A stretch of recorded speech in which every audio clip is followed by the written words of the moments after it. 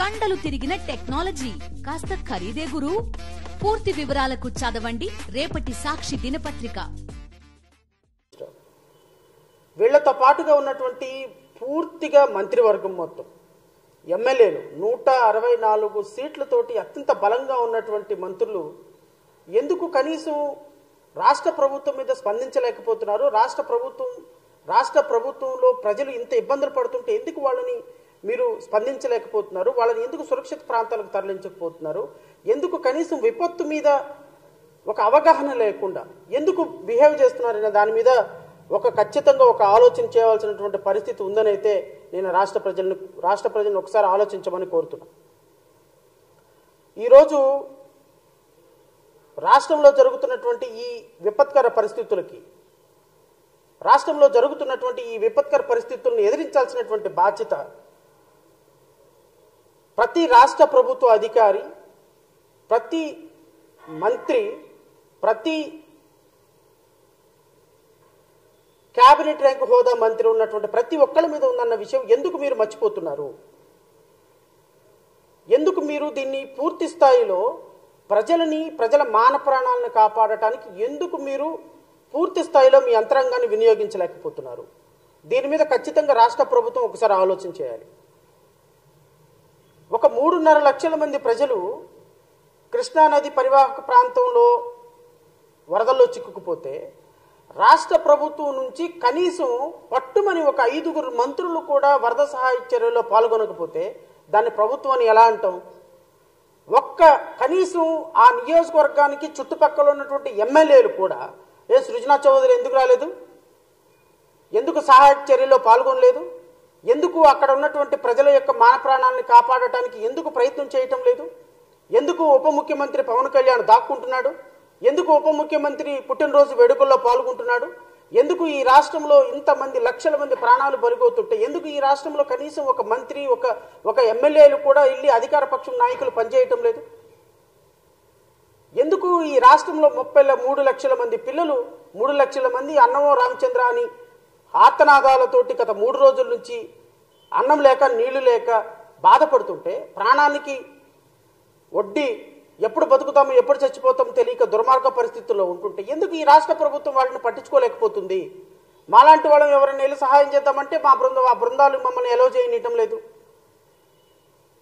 So రాష్ట్ర ప్రభుత్వం పూర్తిగా విపత్తును మేనేజ్ చేయటంలో పూర్తి స్థాయిలో విఫలం చెందింది.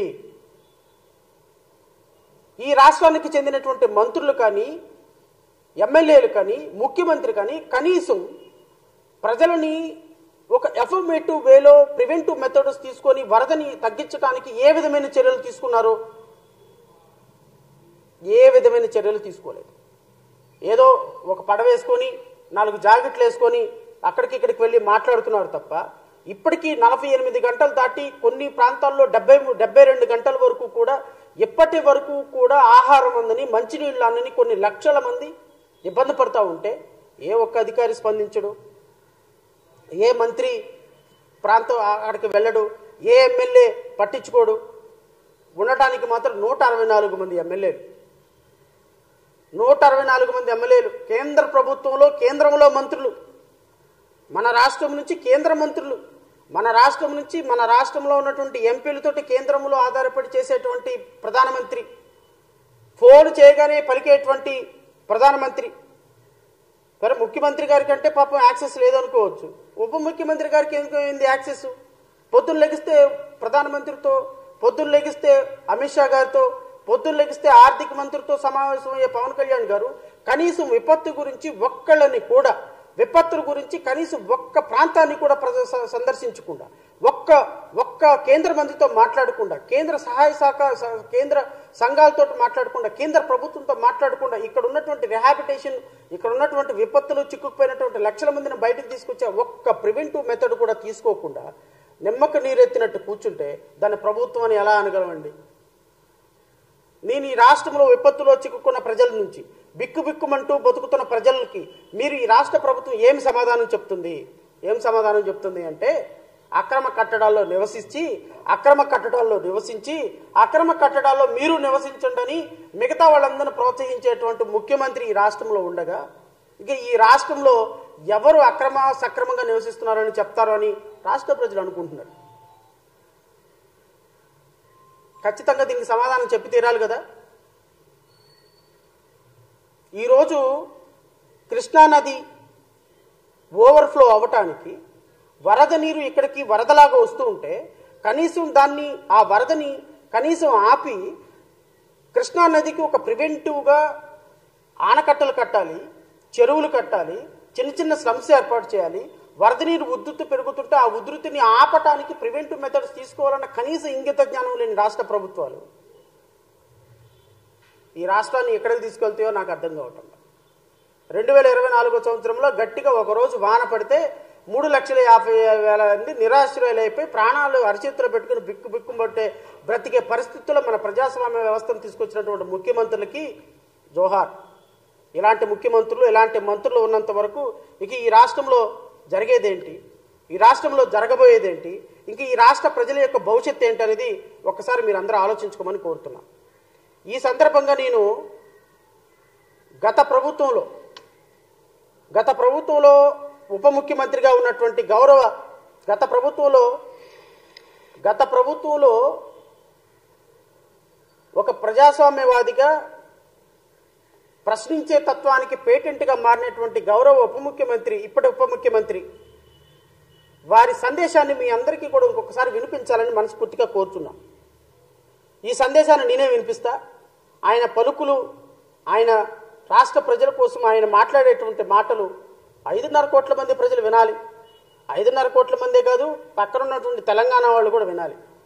ఆయన ఏం మాట్లాడారు విపత్తు గురించి ఒకసారి మాట్లాడిన తర్వాత ఇప్పుడున్న ప్రత్యక్షంగా వస్తారు. మనం ఇక్కడ ఉన్న టైంలో ఈ సెంట్రల్ వాటర్ కమిషన్ జూలై ఆఖరి వారంలో కృష్ణానదికి వరద వస్తుందని ముందే వాళ్ళకి ఇంటిమేషన్ ఇచ్చారు.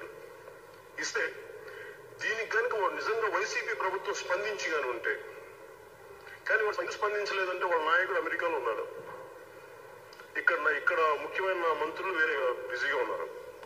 నిజంగా వీళ్ళు కనుక ఆ వరద నీరు కృష్ణానది వరద వస్తుందని చెప్పి వాళ్ళు ముందుగానే గ్రహించి ఇన్స్ట్రక్షన్స్ ఇచ్చినట్టయింటే రాయలసీమలో, నీరు లేని రాయలసీమలో, కరువున్న రాయలసీమలో చెరువులు కానీ, కుంటలు కానీ, పంట కాలువలు కానీ, మిగతా ప్రాజెక్ట్స్ అన్నింటిలో నీరు కలకళ్ళాడే.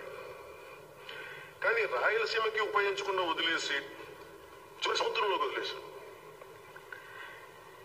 ఈ వరదల సమయంలో వైసీపీ మంత్రులు చేసి వాళ్ళు నడుచుకున్న విధానం చూసి నాకు ఒకసారి గుర్తొచ్చింది. కొబ్బరి చెట్టు ఎందుకు ఎక్కాలంటే దూడ మేత కోసం, దూడ గడ్డి కోసం అన్నట్టు. అలాగే ఒకవైపు కృష్ణకి మునిగిపోతా ఉంటే దాన్ని పట్టించుకోకుండా వదిలేసి మాజీ ముఖ్యమంత్రి ఇంటి చుట్టూ తిరుగుతాడు. వైసీపీ మంత్రులు ఇంత అంటే వీళ్ళు మంత్రుల్లా ఎవరు ప్రవర్తించట్లేదు. వీళ్ళకి ఏదో ఒక చిన్న హనీమూన్ పీరియడ్ లాగా ఉంది వీళ్ళకి. మీరు ప్రజల్ని, ఇన్ని కోట్ల మంది ప్రజలు మీ వైపు చూస్తున్నారు, మీరు ఏం చేస్తున్నారు? ఇంకా ఈ ప్రవచనాలు నేను వినలేను, కానీ నేను ఆనరబుల్ డిప్యూటీ చీఫ్ మినిస్టర్ గారిని అడుగుతున్నా. ఆనరబుల్ డిప్యూటీ చీఫ్ మినిస్టర్ గారు, మీరు హనీమూన్ పీరియడ్లో ఉన్నారా? మీ మంత్రులు హనీమూన్ పీరియడ్లో ఉన్నారా? మీరు తాడి చెట్టు ఎక్కి, ఎందుకు తాడి చెట్టు ఎక్కామంటే దూడ గడ్డి కోసం అని అంటున్నారా? లేకపోతే తాడి చెట్టు కింద కూర్చొని పాలు తాగుతున్నారా? లేకపోతే మీ పుట్టినరోజు వేడుకల్లో బిజీగా ఉన్నారా? లేకపోతే మీ ఫామ్ హౌస్లో బిజీగా ఉన్నారా? ఏం చేస్తున్నారు మీరు? కృష్ణానదికి వరద వచ్చి 3.5 లక్షల మంది అన్నవరం రామచంద్రాన్ని బిక్కుమంటూ బతుకుతుంటే మీరు మాత్రం పూలదండలు వేయించుకొని కనీసం వరద వచ్చినటువంటి ప్రాంతాలని వాళ్ళ దగ్గరకు వచ్చి కొద్దిగా వాళ్ళని పరామర్శించకుండా, కేంద్ర ప్రభుత్వంతో మాట్లాడి వాళ్ళకి సహకారం అందించకుండా, అమిత్ షా గారితోనో, లేకపోతే ప్రధానమంత్రి గారితోనో, లేకపోతే ఆర్థిక మంత్రి గారితోనో, లేకపోతే డిఫెన్స్ మినిస్టర్తోనో మాట్లాడి కొంచెం ఇక్కడ సహాయ చర్యలకి హెలికాప్టర్లో లేకపోతే ఇంకోటో కేంద్ర ప్రభుత్వ సహకారం కోరకుండా రాష్ట్రంలో ఉప ముఖ్యమంత్రి హోదాలో ఉండి మీరు ఉప ముఖ్యమంత్రి హోదాలో అధికారుల్ని సమన్వయపరచకుండా, కలెక్టర్ని సమన్వయపరచకుండా ఫారెస్ట్ మినిస్ట్రీ ఎవరండి? పంచాయతీరాజ్ మినిస్టర్ ఎవరండి? విపత్తులు ఇలాంటి విపత్తులు వచ్చినప్పుడు ఎవరు ఫారెస్ట్ మినిస్టర్ మీరు కదా రెస్పాన్సిబిలిటీ తీసుకోవాల్సింది. All the above, are you not the deputy chief minister of the state? Is it not your responsibility? At least వాళ్ళని పరామర్శించేటువంటి అర్హత, వాళ్ళు పరామర్శించేటువంటి అవకాశం మీకు లేదా? మీరు మాట్లాడితే మాత్రం గత ప్రభుత్వంలో వైసీపీ ప్రభుత్వం అంట హనీమూన్ పీరియడ్లో ఉన్నారంట మినిస్టర్లు, ఎవడం అంట పట్టించుకోలేదు అంట. హనీమూన్ పీరియడ్లో ఉన్న వాళ్ళకంట కృష్ణా నదికి విపత్తు వస్తుందని వారం రోజుల ముందు చెప్పినప్పటికీ కూడా ఆ ఏ విధమైనటువంటి చర్యలు తీసుకోకుండా వాటర్ మొత్తాన్ని సముద్రంలో వదిలేశారంట. మరి మీ దగ్గర సిస్టమ్ లేదా? మీకు చెప్పలేదా? కృష్ణా నదికి వరద వస్తుంది, వర్షం వస్తుందని వాతావరణ పరిశోధన కేంద్రం 15 రోజుల నుంచి మొత్తుకుంటుంది. We are getting all messages every day, we are getting messages, weather alert. మీరు గాడిదలు కాస్తున్నారా? మీ ప్రభుత్వంలో మంత్రులు గుడ్డి గుర్రానికి పళ్ళుగా అవుతున్నారా? మీ ముఖ్యమంత్రి నిద్రపోతున్నాడా అక్రమ కట్టడంలో? ఏం చేస్తున్నారా మీరు? కృష్ణా నదికి వరద వస్తుంది అని వారం రోజుల నుంచి వర్షం వస్తుంది విపరీతంగా, ఇక్కడ వెదర్ కండిషన్స్ బాగలేదని మీకు చెప్పిన తర్వాత మీరు ఈ రాష్ట్రంలో ఈ 3.5 లక్షల మంది ప్రజలను, 4 లక్షల మంది ప్రజలను, లేకపోతే ఈ విపత్తులో చిక్కుకోబోయే ప్రజల్ని సురక్షిత ప్రాంతాలకు తరలించాల్సినటువంటి బాధ్యత మీకు లేదా? వాళ్ళకి కావాల్సినటువంటి ఆహార సదుపాయాలు, వాటర్ సదుపాయాలు, బోట్లు, హెలికాప్టర్లు ముందుగానే సిద్ధం చేసుకోవాల్సిన బాధ్యత మీకు లేదా? కృష్ణానది ప్రవాహాన్ని తట్టుకోవడానికి కృష్ణానదిని ప్రిపేర్ చేయాల్సిన పరిస్థితి మీకు లేదా? చిన్న చిన్న స్లమ్లు ఏర్పాటు చేసి వాటర్ ఫ్లోని డైవర్ట్ చేసేటువంటి పరిస్థితి మీరు ఏర్పాటు చేసుకోలేదా? మీ మంత్రులే గాడిదలు కాస్తున్నారా? మీ మంత్రులు, మీ ఎమ్మెల్యేలు ఏం చేస్తున్నారండి? మీ మంత్రులు ఏం చేస్తున్నారు? మీరు ఉప ముఖ్యమంత్రులు ఏం చేస్తున్నారు? ముఖ్యమంత్రి ఏం చేస్తున్నారు? వేల మంది యంత్రాంగం ఏం చేస్తుంది? ఆఫ్టర్ 3.5 లక్షల మంది ప్రజలు, 5.5 కోట్ల మందితో పోల్చుకుంటే 3.5 లక్షల మంది ప్రజలు చాలా చిన్న సంఖ్య. 3.5 లక్షల మంది ప్రజలు ఫ్లడ్లో చిక్కుకుంటే 72 గంటలైనా కనీసం మంచినీళ్లు, వాటర్ ఇవ్వలేని, ఇట్లాంటి చేతగాని చావలేని ప్రభుత్వం రాష్ట్రం మొత్తం విపత్తు వస్తే ఎలా హ్యాండిల్ చేయగలుగుతుంది? విజయవాడ మొత్తం విపత్తు వస్తే ఎలా హ్యాండిల్ చేయగలుగుతుంది? 60 లక్షల మంది ప్రజలు నివసించేటువంటి పరిసర ప్రాంతాల్లో ఒక్కసారి విజయవాడ ఆనకట్ట తెగితే, విజయవాడ సగం మునిగిపోతే విపత్తుని ఎలా హ్యాండిల్ చేస్తుంది? ఒక 2-3 ప్రాంతాల్లో ప్రజలకే వర్షం వస్తే కనీసం 72 గంటల నుంచి మంచినీళ్ళు ఇవ్వలేని ఒక ముఖ్యమంత్రి, ఒక మంత్రి, ఒక ఉప ముఖ్యమంత్రి, ఇంత వేల మంది మంత్రివర్గం, ఇంత వేల మంది ఎంప్లాయీస్, ఇంత అద్భుతమైనటువంటి వ్యవస్థ, ప్రజా వ్యవస్థను ఏర్పాటు చేసుకున్నామని చెప్పేటువంటి మీరు, అరే 72 గంటలైనా కనీసం తాగటానికి మంచినీళ్ళు ఇవ్వలేకపోతే ఇంకా ఈ రాష్ట్ర ప్రభుత్వం గొప్పగా పనిచేస్తుంది, విజనరీ ప్రభుత్వం ఎలా చెప్పగలరంటున్నా? మీరు ప్రతిపక్షంలో ఉన్నప్పుడేమో పోస్కోలు కబుర్లన్నీ చెప్తారు, స్క్రిప్ట్ రైటర్లు పక్కన ఉంటారు కాబట్టి ఆ విపత్తు పరిశోధనా కేంద్రం జనవరుల శాఖ మీకు ఇచ్చిందన్న విషయం కూడా మీకు తెలియదు. అది కూడా చూసి చదవాలి మీరు, ఎందుకంటే అది ఒక శాఖ ఉంటుందని మనకు తెలిస్తేనే కదా, ఆ శాఖ ఉంటుందని మనకు తెలిస్తేనే కదా, ఆ శాఖ పరిస్థితి ఏందో మనకు తెలిస్తేనే కదా.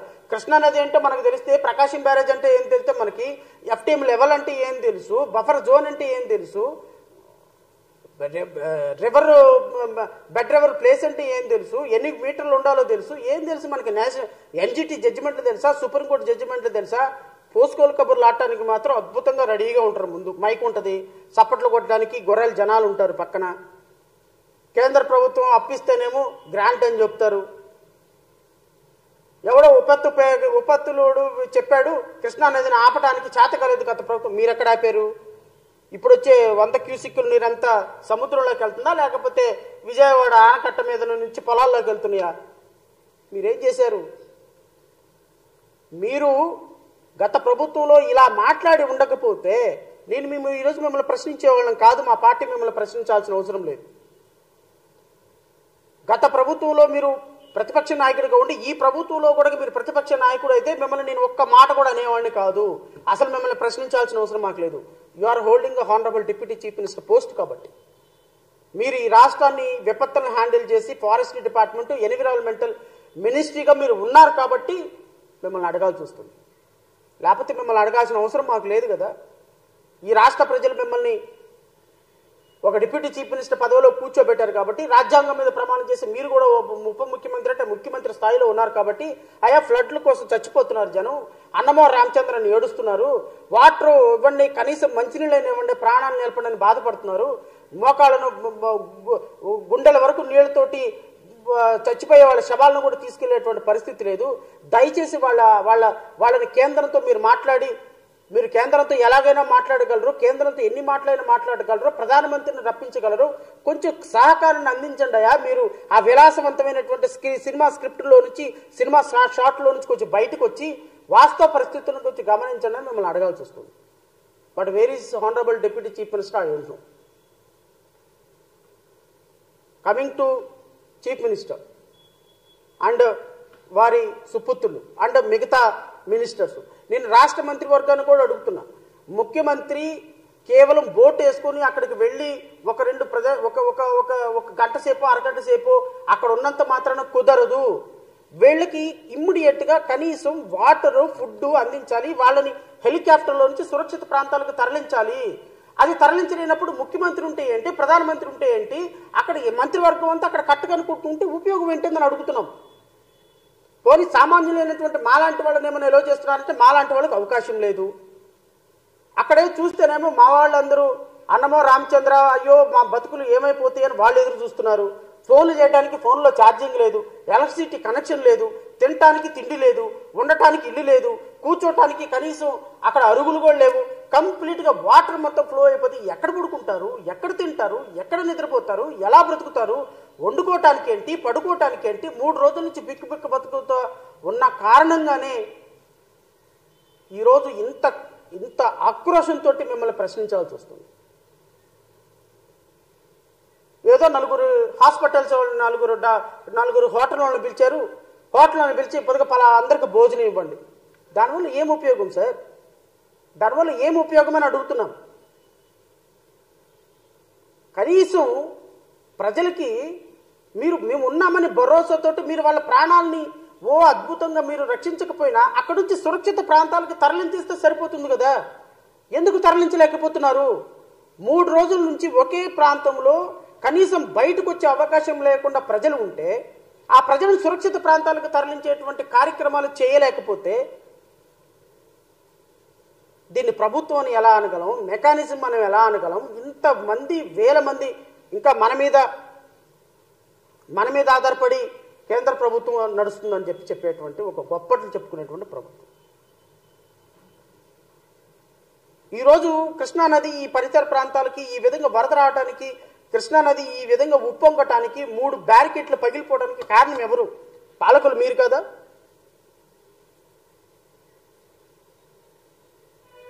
మీ అనాలోచిత నిర్ణయాలు కావా? ఇదిగో కరకట్ట మీద ఉన్నటువంటి అక్రమ కట్టడాలు, కరకట్ట మీద ఉన్నటువంటి అక్రమ కట్టడాలు లిస్ట్ ఇది. నేను ముఖ్యమంత్రి గారిని అడుగుతున్నా, మీరు ఇంకా అక్రమ కట్టడంలో నివసించి మీరు మిగతా వాళ్ళకు కూడా మీరు కట్టడాల్లో నివసించండి, ఎవడేం పీకలేడు, నేనే ఉంటున్నాను, మీరుంటాం గొప్పని మిగతా వాళ్ళకు కూడా మీరు సిగ్నల్ ఇవ్వదలుచుకున్నారా?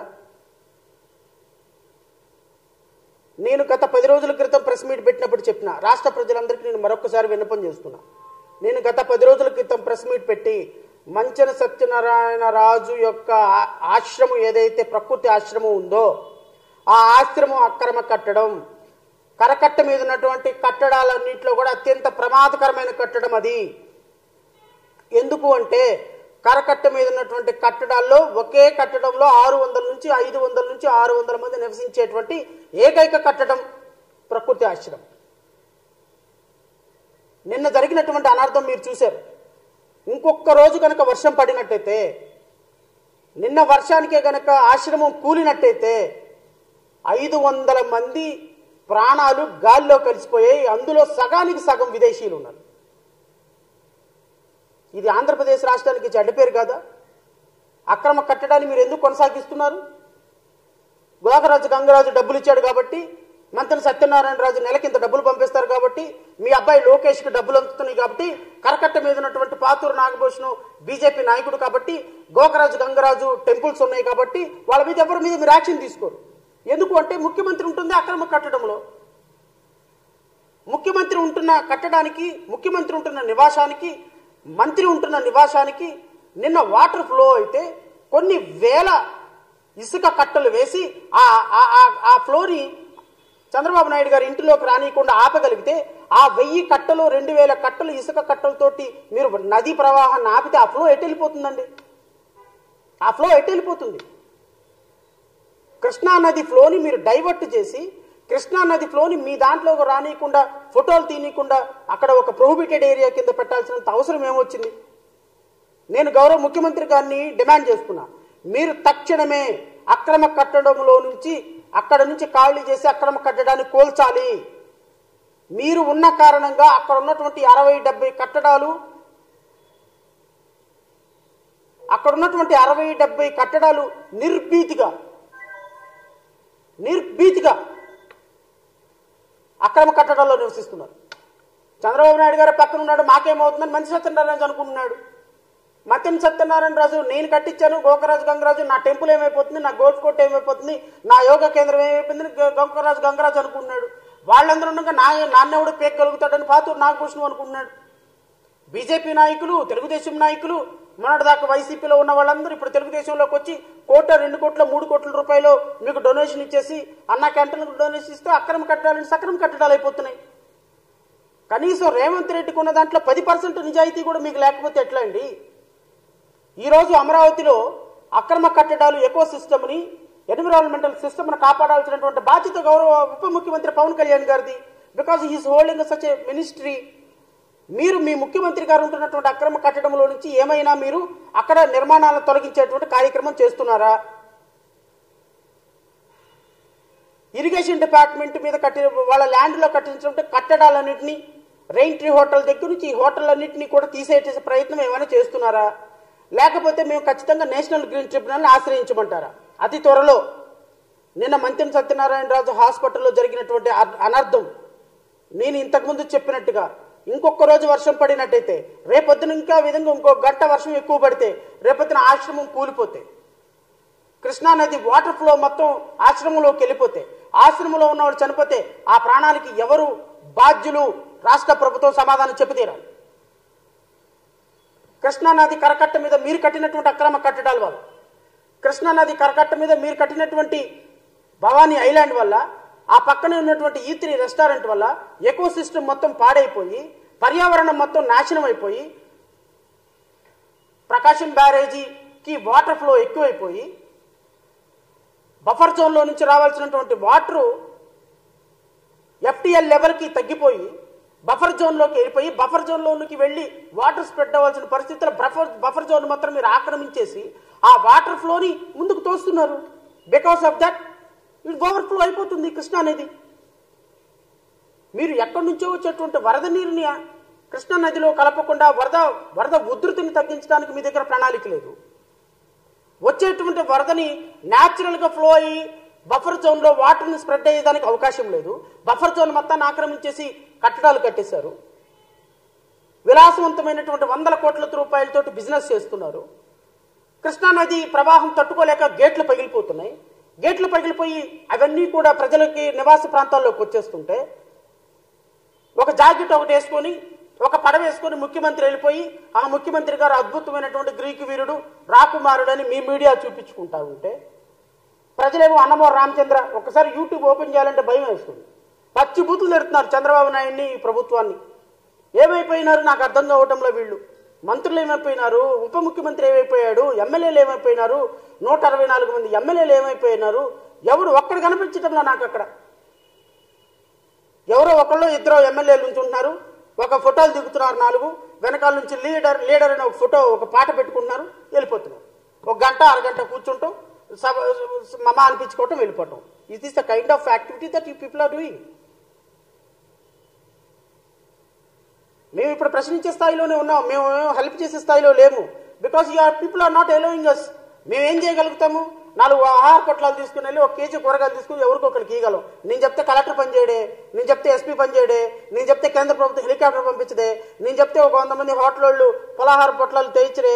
మీరు చేయగలుగుతున్నారు బికాస్ యూఆర్ హోల్డింగ్ పవర్. మేము చేయగలిగిందల్లా మిమ్మల్ని ప్రజాస్వామ్యబద్ధంగా మిమ్మల్ని ప్రశ్నించడం మేము చేయగలిగిన పని. బికాస్ ప్రజలు మాకు పవర్ ఇవ్వలేదు కదా. ప్రజలు పవర్ ఇచ్చింది మీకే. 300 మంది గన్మ్యాన్లో పెట్టుకుని వెళ్ళేది మీరే, మేం కాదు కదా. సో అక్రమ కట్టడాలను కొనసాగిస్తున్నటువంటి అక్రమ ముఖ్యమంత్రి సక్రమంగా నిర్ణయాలు తీసుకునే స్థాయి మీకు ఎక్కడుంది? ఆయన చూస్తేనేమో ఇది గెస్ట్ హౌస్, నేను ఆయనకి ఇచ్చేసాను, ప్రభుత్వానికి ఇచ్చేసాను, నాకు సంబంధం లేదంట. మీరు చూస్తేనేమో నాకేం సంబంధం లేదు, మేము వద్దె కడుతున్నాం అని అంటారు. ఆయన మీ గెస్ట్ హౌస్లు చూస్తేనేమో ప్రభుత్వం అక్రమ కట్టడం అని నోటీసులు ఇస్తుంది, మీరేమో దాని మీద ఏ విధమైనటువంటి చర్యలు తీసుకోరు. ఒక పక్క సిఐడి ఏమో ఈ ప్రాపర్టీ అక్రమ ప్రాపర్టీని అటాచ్ చేస్తుంది. సో ఇన్ని అక్రమాలకి కారణం మీరు నివసిస్తున్నటువంటి అక్రమ కట్టడం మాత్రమే. మీ నివసిస్తున్నటువంటి ముఖ్యమంత్రి నివసిస్తున్న అక్రమ కట్టడం కారణంగా ఆ చుట్టుపక్కల ఉన్నటువంటి 60 అక్రమ కట్టడాలు కూడా నిర్భీతిగా కొనసాగుతున్నాయి. జై భీమ్రావ్ భారత్ పార్టీ దీన్ని పూర్తిగా ఖండిస్తుంది. అక్రమ కట్టడాలపై జై భీమ్రావ్ భారత్ పార్టీ ఖచ్చితంగా ఒక స్పష్టమైన ప్రణాళికతో ముందుకు వెళ్ళబోతుంది. నేను మొదటే ప్రకటించాను, మా పార్టీ కార్యకర్తలందరూ కూడా అక్రమ కట్టడాల యొక్క ఇన్ఫర్మేషన్ తీసుకుంటున్నారు.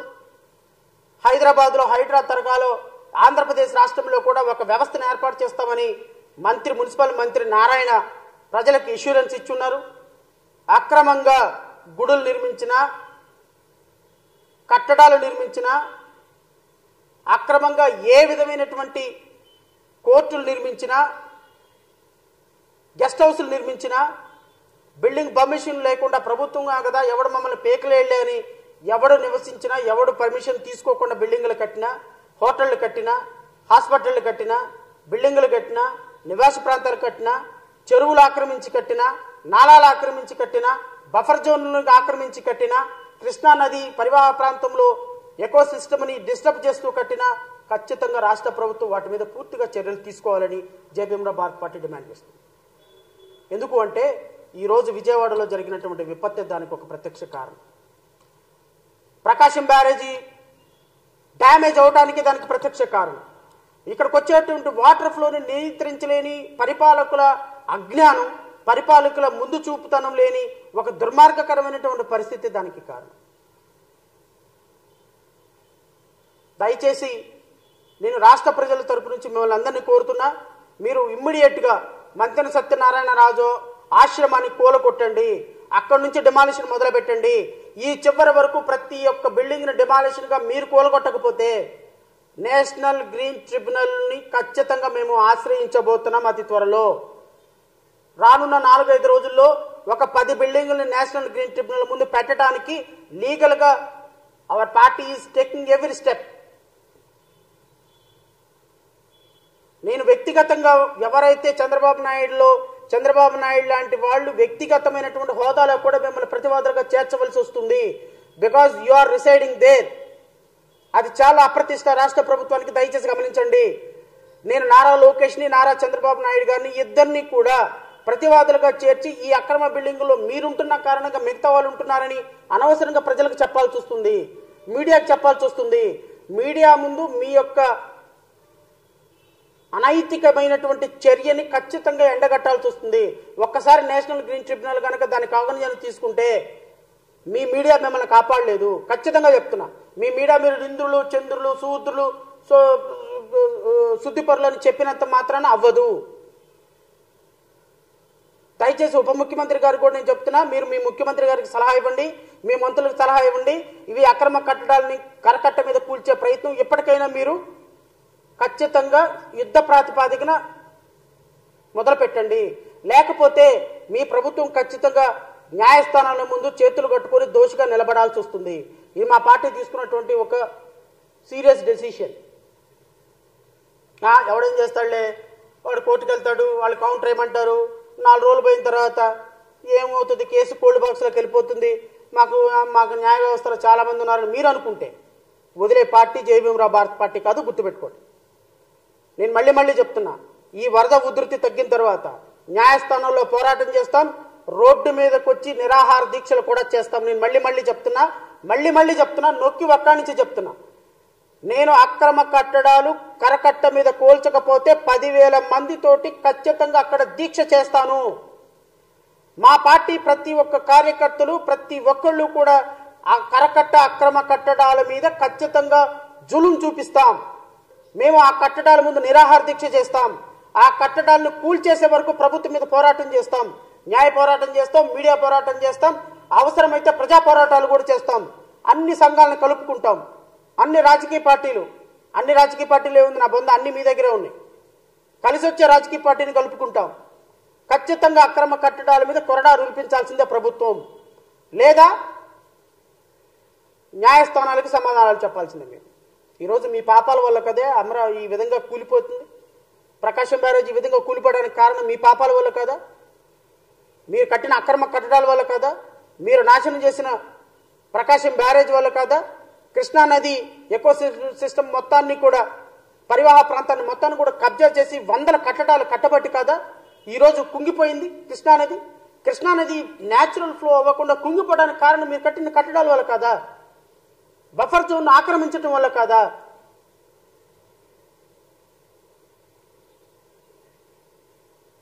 ఎంటీఎల్ లెవెల్కి సమానంగా ఉన్నటువంటి స్థలాన్ని ఆక్రమించడం వల్ల కారణం కదా.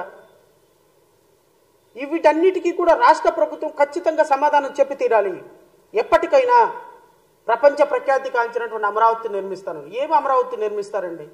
గట్టిగా ఒకరోజు వర్షం పడితే ప్రపంచ దేశాలు మొత్తానికి అమరావతి మునిగిపోయింది, విజయవాడ మునిగిపోయిందని ఇతర రాష్ట్రాల నుంచి ఇతర దేశాల నుంచి కాల్ చేసి అమరావతి మునిగిపోయిందంట కదా, వర్షం వచ్చిందంట కదా, కూలిపోతుందంట కదా, ప్రకాశం బ్యారేజ్ కూలిపోతుంది, ఎట్టున్నారు అని అడుగుతున్నారు. సిగ్గుండొద్దు మనకి. మనం అంటే అమరావతిని అంటే 60,000 కోట్లతో అద్భుతమైన రాజధాని, ప్రపంచ దేశాలు తలదనే రాజధాని కడతామంట. గట్టిగా 24 గంటలు వర్షం పడితే 26వ గంట 3 లక్షల మంది ప్రాణాలకు పట్టుకొని ఉన్న అమరావతిని ఏందా మీరు కట్టేది?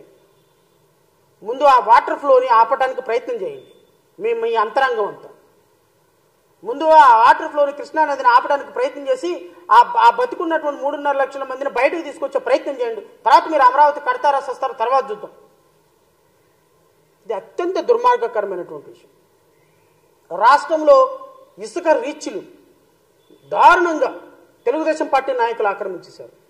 రాష్ట్రంలో ఎక్కడ చూసినా ఇసుక దంద, ఎక్కడ చూసినా చెరువులు కుంటలులో ఇసుక అక్రమంగా వేల ట్రాక్టర్లతోటి ఎవ్రీడే వేల ట్రాక్టర్లతోటి అక్రమం చేస్తుంటే ఏం చేస్తున్నారు నాకు అర్థం కావట్లే. పవన్ కళ్యాణ్ మీరే కదా మినిస్టరీ, ఎన్విరాన్మెంటల్ మినిస్టర్ ఎవరు? దయచేసి ఆ ఎన్విరాన్మెంటల్ మినిస్టర్కి రిజైన్ చేసి ఎవరికో వాళ్ళకి ఆ పదవి అప్పచెప్పండి. ఒక ప్రిన్సిపల్ సెక్రటరీకి ఇవ్వండి, ఆయన చూసుకుంటాడు చక్కగా. ఎందుకు వచ్చిన తలగాయ నొప్పి రాష్ట్ర ప్రజలకి? మీరు చెయ్యరు. మీ దగ్గర ఉన్న యంత్రాంగం, మీ దగ్గర ఉన్నటువంటి అధికారులకి సూచనలు ఇచ్చేది లేదు, ఏమీ చేసేది లేదు. మా కర్మ మీలాంటి వాళ్ళు ఈ రాష్ట్రానికి ఉప ముఖ్యమంత్రి అవటం.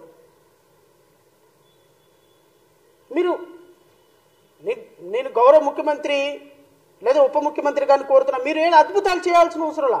3 నెలల్లోనే మేమేమో చేయాలి, అద్భుతాలు చేయాలా? 3 నెలల్లో మేము అద్భుతంగా పరిపాలించాలా? గత ప్రభుత్వం పరిపాలించిందా? మేము వచ్చి 3 నెలలే అయిందా? ఎస్, అగ్రీ, 3 నెలలే అయింది. నేను మిమ్మల్ని ప్రతిదానికి తప్పుపట్టి మీ మీద మసుగుడ్డ కాల్చి మొక్కాన్ని వేయాల్సిన అవసరం ప్రభుత్వం మీద వేయాల్సిన అవసరం మాకు లేదు, వ్యక్తిగతంగా వేయాల్సిన అవసరం లేదు. కానీ మీరు గత 2-3 రోజుల క్రితం వచ్చినటువంటి విపత్తుని హ్యాండిల్ చేసిన విధానం ఏంటో ఒక్కసారి ప్రజలకు చెప్పండి. Where is deputy chief minister? అరే కనీసం నువ్వు చేయకపోయినావయ్యా. ప్రధానమంత్రి గారితో మాట్లాడినట్టు నటించు, హోమ్ మినిస్టర్ గారితో మాట్లాడినట్టు నటించు, ఆర్థిక శాఖ మంత్రితో మాట్లాడినట్టు నటించు, డిఫెన్స్ మినిస్టర్తో మాట్లాడినట్టు నటించు. పవన్ కళ్యాణ్ గారు మా డిప్యూటీ చీఫ్ మినిస్టర్ అంటే ముఖ్యమంత్రి గారి చొరవతోటి కేంద్రం నుంచి ఒక 50 హెలికాప్టర్లు వచ్చినాయి. ఇదిగో కేంద్రం నుంచి విపత్తు నిధులు వచ్చినాయి, కేంద్రం నుంచి రక్షక బృందాలు వచ్చినాయి. మొత్తం హెలికాప్టర్లతో వాళ్ళందరినీ సురక్షిత ప్రాంతాలకు తరలిస్తున్నాం. ఒక 10,000 మందినో 20,000 మందినో చిన్నపిల్లలను ఎవరినో తరలించండి సురక్షిత ప్రాంతాలకి. విపత్తు మేనేజ్మెంట్ దగ్గర ఉండండి, ప్రజలకి మీరు పక్కన ఉండండి. మీరు మీ మంత్రివర్గం మొత్తం రండి, మీరు ఎమ్మెల్యేలంతా రండి. రాష్ట్ర ప్రభుత్వం ఒక 3.5 లక్షల మంది ప్రజల కోసం వచ్చి కూర్చుంది. ఇది కదా ప్రభుత్వం అంటే? మాలాంటి వాళ్ళ నోడ్లు విమర్శించకుండా మూతపడతాయి. ఏ మంత్రి ఎక్కడున్నాడో ఎవరికి తెలియదు, ఏ ఎమ్మెల్యే ఎక్కడున్నాడో ఎవరికి తెలియదు. ముఖ్యమంత్రి మాత్రం జాకెట్ వేసుకుని 2 ఫోటోలు దిగి పాప ఆయన పనేదో ఆయన చేస్తున్నాడు. నిన్నటిగా పాపం గిలక లోతు నీళ్ళలోకి వెళ్ళిపోయి దిగేసి ఫోటోలు దిగి నారా లోకేష్ ఎక్కడ ఉన్నాడు ఆయనకి తెలియదు. అక్కడ మానిటర్ చేసేవాళ్ళు ఎవరు? అధికారులకు ఇన్స్ట్రక్షన్స్ ఇచ్చేవాళ్ళు ఎవరు? మీరు విపత్తుని మీరు ప్రివెంట్ చేయలేకపోయినా విపత్తుని హ్యాండిల్ చేయటంలో అద్భుతంగా పనిచేసే 3 నెలలే కదండి అయింది. మీరు వచ్చి 3 నెలలకే ఇంత ఎవర్షన్ ప్రజల మీద ఓట్లేసేసారు కదా, వాళ్ళ శర్మ వాళ్ళు వస్తారా అనుకుంటే ఎట్లా? నేను ప్రభుత్వాన్ని ఇప్పటికిప్పుడు సీరియస్గా విమర్శించడానికి సిద్ధంగా లేను. కానీ ప్రభుత్వం చేస్తున్నటువంటి కార్యక్రమాలు, ప్రభుత్వం తీసుకుంటున్నటువంటి నిర్ణయాలు, ప్రభుత్వం నిమ్మకుండినటువంటి విధానం మంచిది కాదు. ఖచ్చితంగా మీరు ఈ విపత్తులకి కారణమైనటువంటి ఎన్విరాన్మెంటల్ సిస్టమ్ని కాపాడాల్సిన బాధ్యత ప్రభుత్వం మీ చేతిలో ఉన్నది. గత ప్రభుత్వంలో జగన్మోహన్ రెడ్డి తీసుకున్నాడని నిర్ణయాలు తీసుకోలేదా? తీసుకోకపోవడం వల్లే 11 సీట్లు ఇచ్చి ముత్తైదులాగా పక్కన కూర్చోబెట్టారు. That is a different issue. ఇప్పుడు ఆయన గురించి మాట్లాడే అనవసరం. ఆయన ఏం విపత్తులు మేనేజ్ చేశాడు, ఆయన రాష్ట్ర ప్రభుత్వంలో చర్యలు తీసుకోలేదు, వాళ్ళకి ఎందుకు? మీకు వచ్చింది కదా 164 సీట్లు, మీరు చేయండి. మీరు చేయమని నేను ప్రశ్నిస్తున్నా. మీరు అక్రమ కట్టడాల మీద నిర్ణయాలు తీసుకోండి, ఎన్విరాన్మెంటల్ సిస్టమ్ని కాపాడండి, అమరావతిని అద్భుతమైన రాజధాని నిర్మించండి. మీకు కేంద్ర ప్రభుత్వం సపోర్ట్ నుంచి తీసుకోండి. కేంద్ర ప్రభుత్వాన్ని భయపెట్టండి, అవసరమైతే బతిలాడండి, భయపెట్టండి, కాళ్ళు పట్టుకోండి, గడ్డాలు పట్టుకోండి. కేంద్ర ప్రభుత్వం నుంచి సపోర్ట్ తీసుకోండి. అమరావతి నిర్మాణం చేయండి. ప్రకాశం బ్యారేజ్కి వాటర్ ఫ్లో రాకుండా ఆల్టర్నేటివ్ సిస్టమ్ తీసుకోండి. గౌరవ ఉప ముఖ్యమంత్రి గారు ఇంతకుముందు చెప్పినట్టుగా చిన్న చిన్న కుంటలు నిర్మించండి, చిన్న చిన్న సమ్ము నిర్మించండి. వాటర్ ఫ్లో వచ్చేటప్పుడు, వరద ప్రాంతాలు నీరు వచ్చేటప్పుడు వరద ప్రాంతాలను డైవర్ట్ చేయడానికి అవకాశం చూడండి. ఈ 100 క్యూసికల్ నీరు సముద్రంలో కలిసిపోకుండా 100 క్యూసికల్ నీరుని ఆపడానికి చిన్న చిన్న కంటలు, కుంటలు, కాలువలు, నదులు చిన్న చిన్నవి కట్టండి, సంపులు కట్టండి. దీని మీద ఒక ఆల్టర్నేటివ్ తీసుకోండి. ఎంత వరద వచ్చినా ఆ ఫ్లో అక్కడే ఉండేటట్టుగా ఒక నిర్ణయం తీసుకోండి. కరకట్ట నిర్మాణాలను తొలగించండి. ఇవి అడగటం కూడా తప్ప సార్. ఇవి తీసుకునే హక్కు మీకుంది కాబట్టే మిమ్మల్ని అడుగుతున్నాం. సో రాష్ట్ర ప్రభుత్వం నిజాయితీగా, నిష్కల్మషంగా ప్రజల యొక్క ఆరోగ్యం, ప్రజలు సురక్షితంగా ఉండాలి అని ఆలోచిస్తే ఎప్పటికైనా యాక్షన్ ప్లాన్ తీసుకోండి. రాష్ట్రంలో ఉన్న ప్రతి ఇసుక రిచ్చి తెలుగుదేశం కనుసనల్లో జరుగుతుంది, నాయకుల కనుసనలో. అవసరమైతే అధికారులను తంతున్నారు, బంధిస్తున్నారు.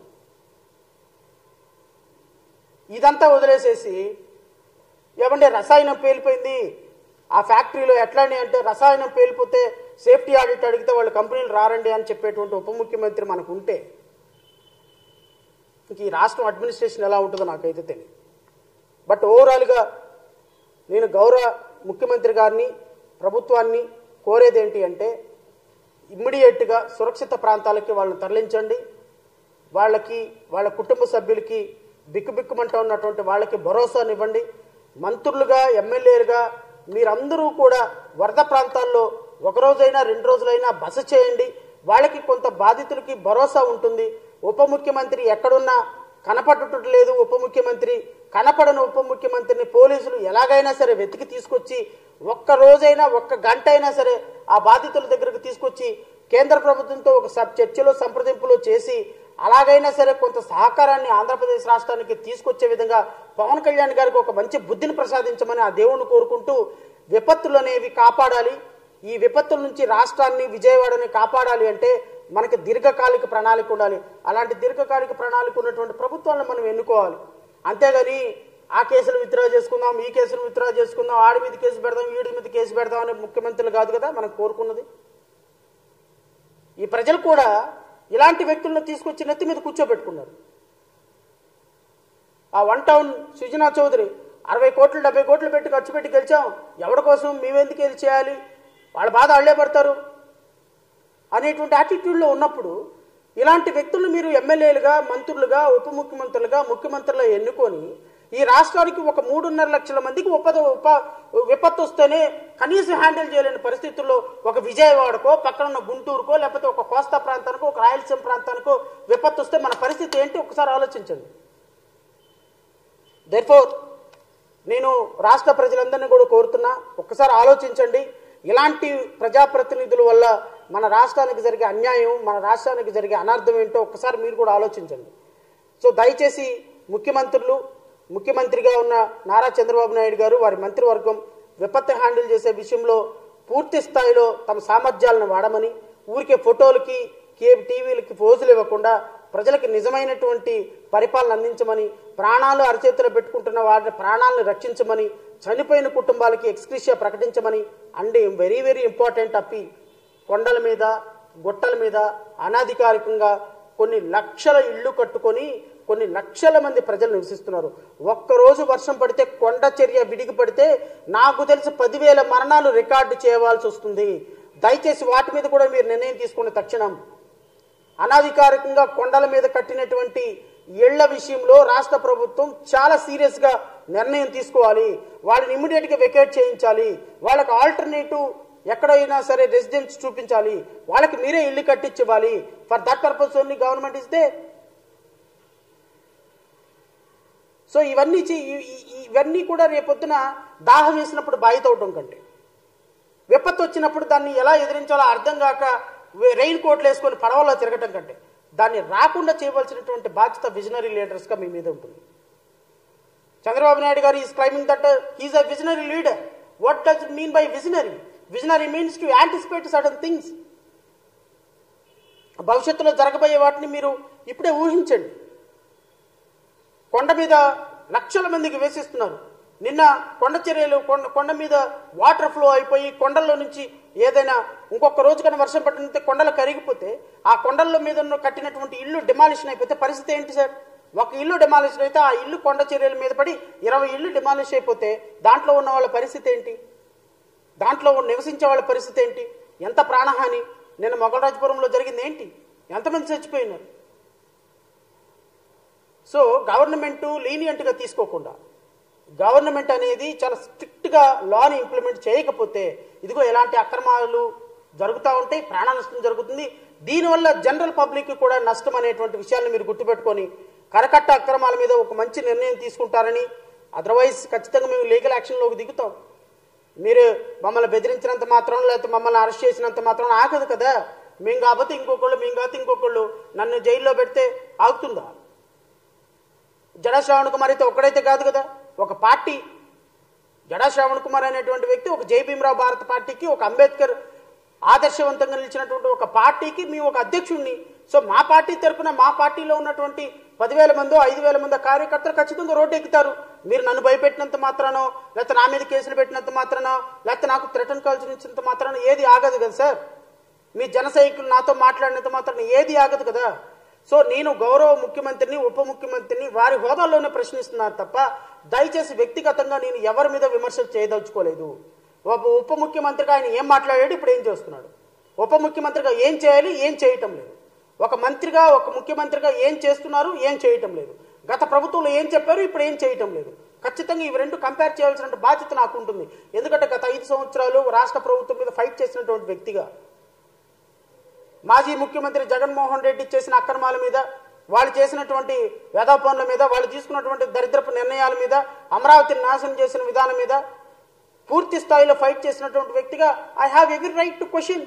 ఎందుకంటే గత ప్రభుత్వాన్ని ప్రశ్నించాను, మిమ్మల్ని ప్రశ్నిస్తున్నాను, రాబోయే ప్రభుత్వాన్ని ప్రశ్నిస్తాను. ఏ ప్రభుత్వమైన తప్పైతే ప్రశ్నిస్తాం. రేపొద్దున మేము అధికారం ప్రజలు మాకు ఇచ్చేంత వరకు, మా పరిపాలించే అధికారం వచ్చేంత వరకు మేము ప్రశ్నిస్తూనే ఉంటాం. పరిపాలన అధికారం మాకు వచ్చిన తర్వాత మేము ప్రశ్నించి ప్రతి క్షణం గుర్తుపెట్టుకొని అవి ప్రశ్నించకుండా ఇంకొకళ్ళ అవకాశం లేకుండా మేము నిజాయితీగా నిర్మబద్ధంగా పరిపాలన చేస్తాం. పరిపాలన చేసేదానికి మాకు కొంత సమయం పడుతుంది. మేము నిర్ణయం తీసుకోవడానికి మాకు కొంత సమయం పడుతుంది. ఆ సమయం వచ్చేంత వరకు మేము వేచి చూడాల్సిందే కదా రాష్ట్ర ప్రజలకి. మరొక్కసారి నేను హృదయపూర్వకంగా విన్నపం చేస్తున్నా. ఎలక్షన్లో గెలిచినంత మాత్రాన, ఎమ్మెల్యే అయినంత మాత్రాన గొప్పవాడు కాదు. ఎమ్మెల్యేగా 500 ఓట్లు రావచ్చు, 5,000 ఓట్లు రావచ్చు, 50,000 ఓట్లు, 70,000, 90,000 ఓట్ల మెజారిటీతో పెంచాడు. ఏం పీకాడు పవన్ కళ్యాణ్? సో ప్రభుత్వాన్ని ప్రశ్నించిన ప్రతి ఒక్కళ్ళ మీద దాడి చేయటం దయచేసి మానేయండి. మీరు దాడి చేస్తే ప్రతి దాడి చేయడానికి మా దగ్గర బలం లేకపోవచ్చు, ప్రతి దాడి చేసేటువంటి బలగం మా దగ్గర లేకపోవచ్చు, లేకపోతే మీ దాడిని ఎదుర్కొనేటువంటి ఆర్థిక పరమైనటువంటి వెసులుబాటు మా దగ్గర లేకపోవచ్చు. కానీ మా దగ్గర ఉన్నటువంటి అకుంఠిత దీక్ష, అంబేద్కరిజం, ప్రశ్నించే తత్వం ఎప్పటికీ మారు. ఎప్పటికీ కూడా ఈ తత్వం మాతోనే ఉంటుంది. రాష్ట్ర ప్రజల కోసం నిరంతరం ప్రశ్నిస్తూనే ఉంటాం. సో దయచేసి రాష్ట్ర ప్రభుత్వం కూడా దీన్ని పర్సనల్గా తీసుకోకుండా ప్రజా సంక్షేమం కోసం మేము చేసేటువంటి ఒక అపీల్ అని మాత్రం భావించమని మనస్ఫూర్తిగా కోరుకుంటూ నాకు ఈ అవకాశం ఇచ్చిన మీడియా సోదరులకి హృదయపూర్వకంగా నమస్కారం తెలియజేస్తాను.